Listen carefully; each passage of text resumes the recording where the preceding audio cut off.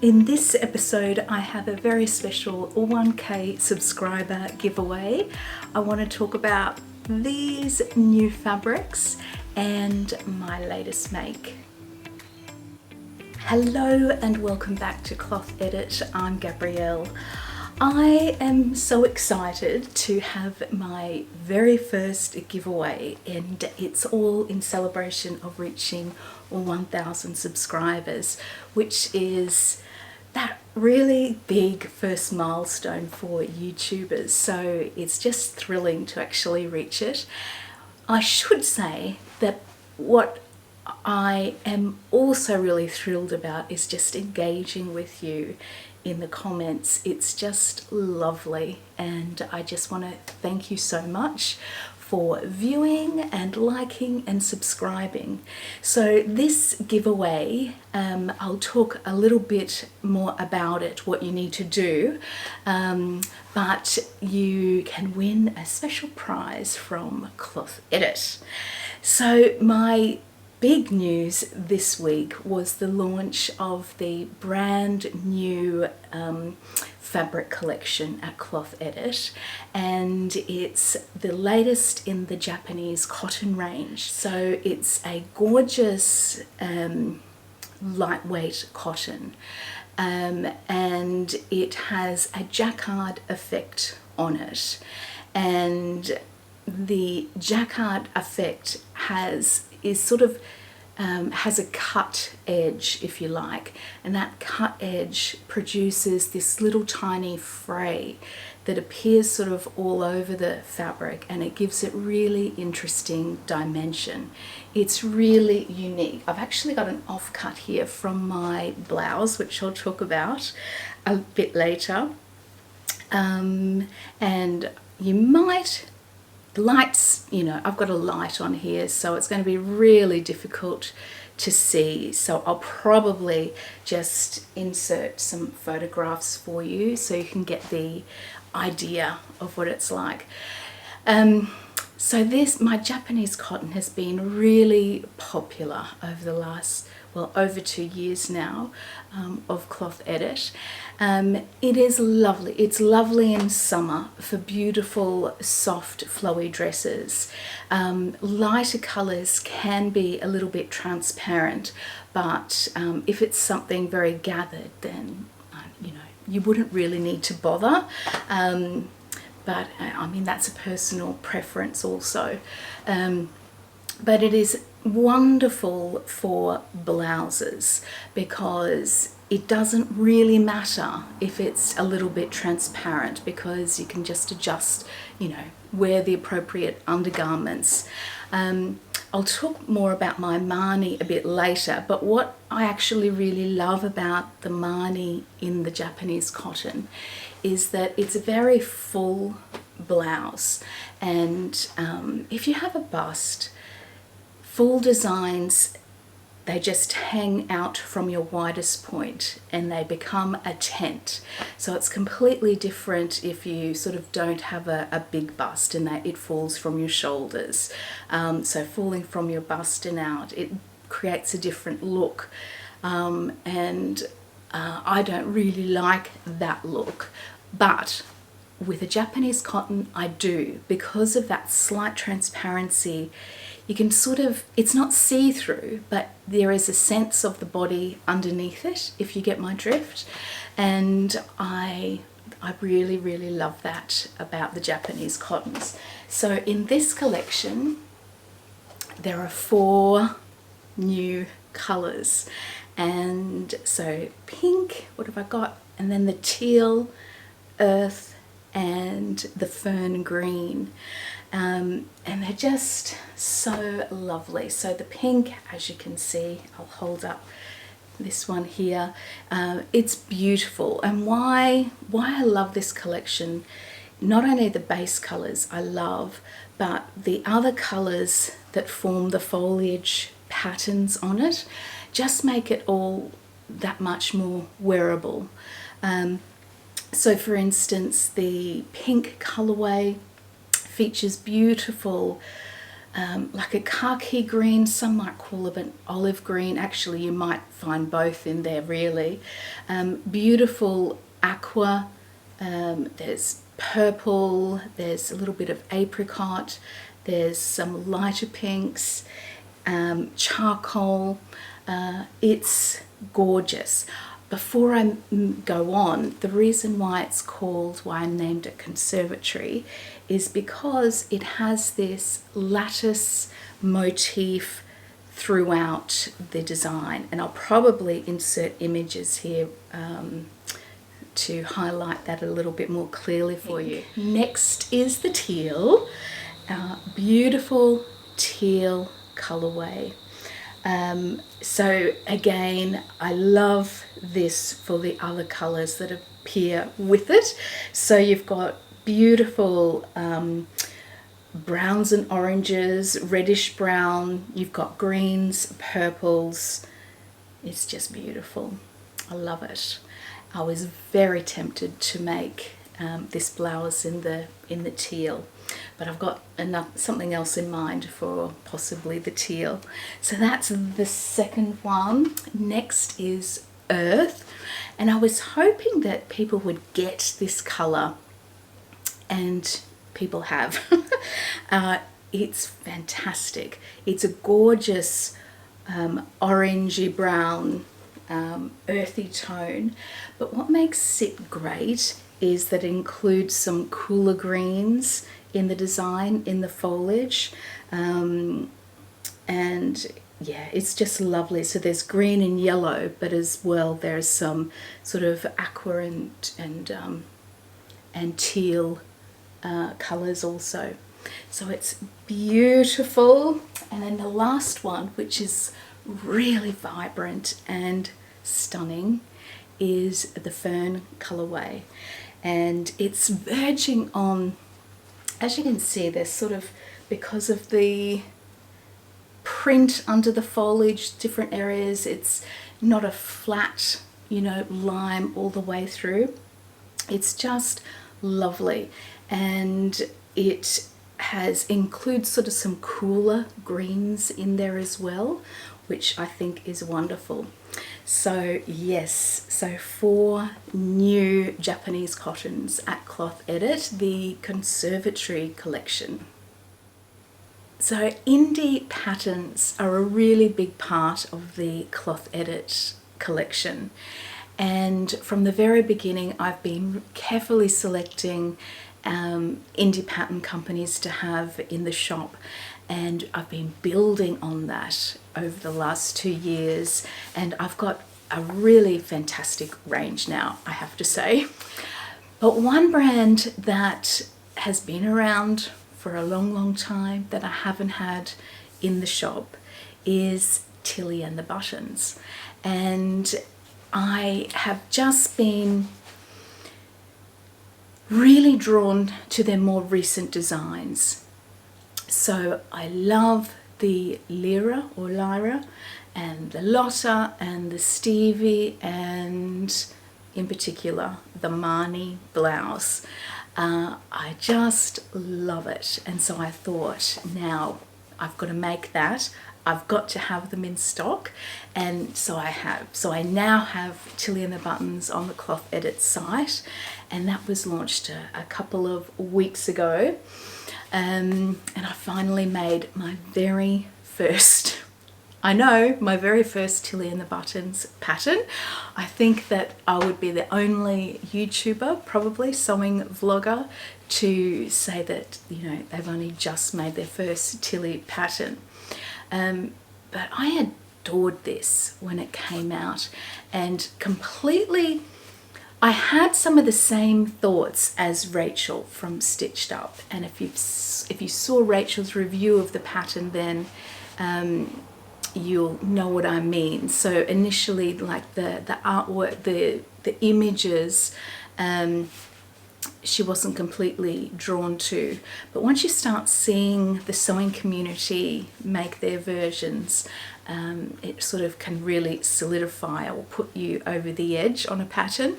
But I did love this from the beginning because of the pleats. Now I know it's Atelier Scammit have a beautiful pleated feature, the same kind of zigzaggy design that Tilly has, and they came out with it first, I should say, and I've got that design in the shop. I think it's the Barcelona blouse. It's very simple, but has that beautiful feature at the front. So I love pleats and just interesting features. You know, I've got oodles of patterns, so when you come across something with interesting features and so many options, it just gets me really excited. So the Marni, and it works beautifully with a Japanese cotton. And this also comes at a perfect time because I am very busily planning Sew April Blouse 23. So I was running this with Kristen from the Dahlia Society. So she co-hosted with me last year and the year before. So this will be the third year for the challenge. Kristen just has too much on her plate this year, so she's not co-hosting with me in that sort of formal way. Hopefully she'll make a blouse for the challenge, but at this stage I can't confirm if I've got another co-host or if I'm just flying solo for this one. So save the date for Sew April Blouse 23. If you haven't heard of it before, it's a really popular Instagram sewing challenge, and we've had about 500 entries each time that we've run it. So it's really popular, and I think why it's so popular is a blouse seems really doable, really achievable, whatever sewing level that you're at. So I hope you'll be involved. Save the date. So even if you're making a blouse in March, don't you post it on Instagram until April, because then you'll be able to enter the challenge, but you sort of can't repost something that you've already posted. So keep that in mind. So April Blouse 23. So I can report that my very first experience of sewing a Tilly pattern was wonderful. It was just wonderful, and I totally get the loyalty and enthusiasm that sewers have for Tilly patterns. I really do. Now I know many of you love PDFs, but I'm a paper pattern printed girl. Love to keep my patterns like this, you know, in an envelope, so the presentation is beautiful. Like all the indie pattern companies, their instructions are fantastic, but I have to say this is probably up another level to most of them. It's the photography is really clear. The written instructions are really clear, and then there are key moments when they prompt you to go to look at a video link if something isn't quite clear, and that's exactly what I did for the pleats. I read the instructions but didn't quite get it, saw the link, looked it up, watched Tilly do it, like narrate as someone, probably Tilly, was sewing it, and it was just really clear, and you can tell that they have made so many samples, and every little tip that they could possibly provide is there. They pass it on. It's really brilliant. It's a brilliant pattern, and a really lovely experience sewing this design. And as I mentioned, I love it because it's just has all these interesting features. So I went all out. I made the little ruffle collar, which is not something that I usually am drawn to, but I thought, why not? I love the pleats. They were a lot of fun to do. I found them therapeutic, actually. I did the pleats on the sleeve, so you don't have to do that. That's an option. There are instructions to adjust that pattern piece so you don't do that. And the same for the sleeves. There's a cutting line so you can cut and just skip out those pleat details. But I just love it. One thing I will say is that I agree. I think it was with Rachel. It was someone who was saying that you lose all the details in some prints, and I agree, but this print is perfect for it because it's a bright color. All of them are bright sort of color backgrounds, but they're not dark, and I think that's the difference.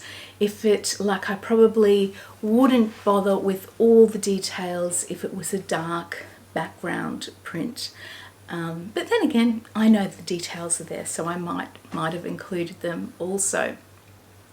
And because it's a sparsely, perhaps is, you know, because there's a lot of space in between the flourishes of ferns, that is very amenable to letting those pleats, you know, it helps show off the pleats, having that space in between the foliage. So I did the frill as well. I know that Rachel mentioned that, I think with her viscose one, I'm not sure if she did it with her first one, did a double layer for the frill. Now if I did a double layer on the Japanese cotton, just excuse, I've just got a scrap here so I can demonstrate. So if I did a double layer of this, I just think they would just be a bit too stiff and not as floaty. So I weighed that up and just thought, well, occasionally you might see the underside, but generally I don't think you will, and I prefer that sort of softer ruffle look. The sleeves I'm really in love with. I find this really flattering, this style of sleeve that's neater at the upper arm and then fuller. So I really enjoy that. Now I didn't exactly follow the instructions for their cuff. They sort of suggest to turn it up 10 millimeters and then up 15 millimeters and insert narrow elastic. And I prefer, well, I don't know if I always prefer, but this time I preferred a wider elastic. I think this is about 20, maybe 25 millimeter. So I just did one turn up. I made a big casing for my bigger elastic, and I also make it loose because I tend to just want to pull up my sleeves a bit more, and so just by having, you know, leaving it loose at the wrist just allows me to be able to pull up my sleeves a bit without it cutting off circulation. So that's that. The back is as per the front. The frill continues down the back, and then the closure is just a little button at the top. But the other thing I wanted to mention is just the style lines, and it's just a really clever, interesting design. What I love is that it has side panels. So it has side front panels and side back panels. And this gathered portion is attached to those side panels. And so that, I just think it's brilliant. So it's not too full around all that side area. Now, I know a number of YouTubers talk about sizing down, and I could have easily sized. I've just made this, I think, a straight size 6, and I probably could easily have made a straight size 5, probably a 4, but I really wanted to make sure that the arms weren't too tight. I wanted them to fit as they're meant to fit and to be comfortable. And the only thing I was worried about is this shoulder seam, but it's great drafting. The shoulder seam's beautiful. But what I would say, if you had a fabric that you thought was going to poof out too much, I would just make it in the size that you normally would. But this is my suggestion, I would be just playing with this gathered portion.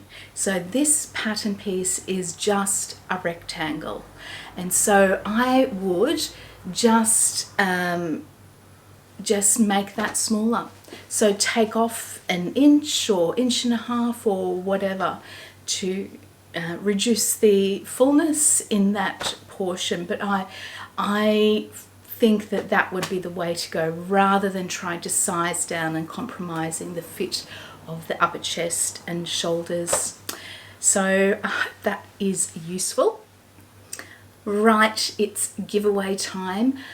Thank you so much to you all for subscribing to the channel and for liking the videos. You have no idea how much that little like means, so please keep on doing that.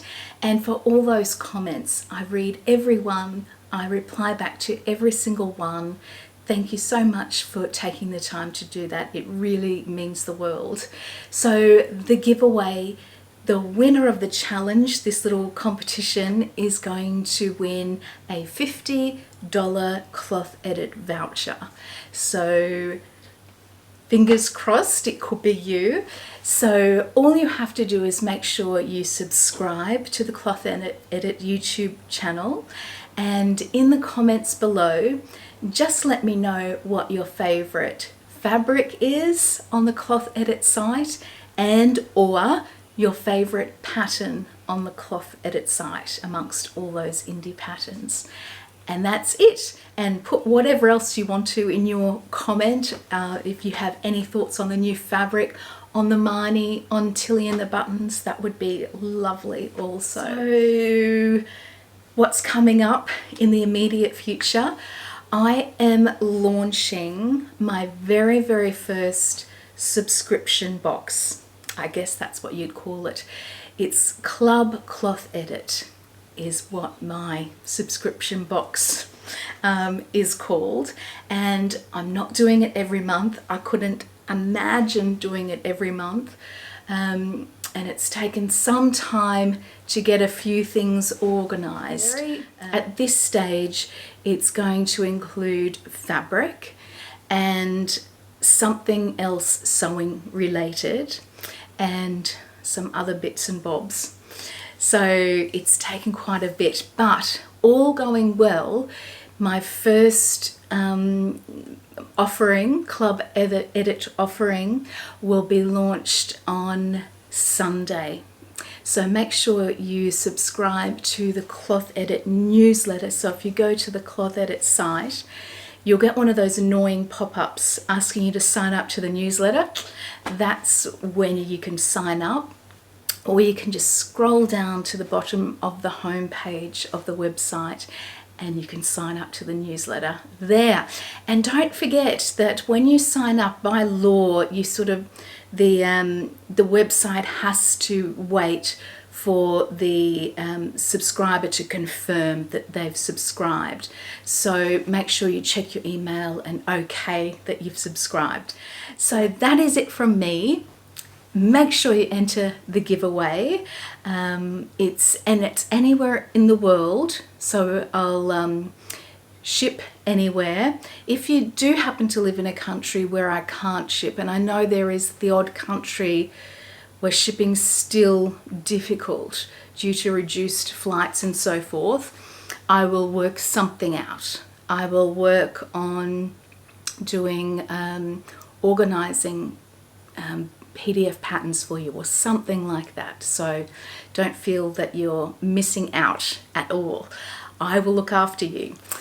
Right, that is it from me. I'll be back soon because I've got lots more new patterns that have just arrived at Cloth Edit that I want to talk to you about. Okay, have a wonderful week. Take care of yourself. Happy sewing, and bye for now.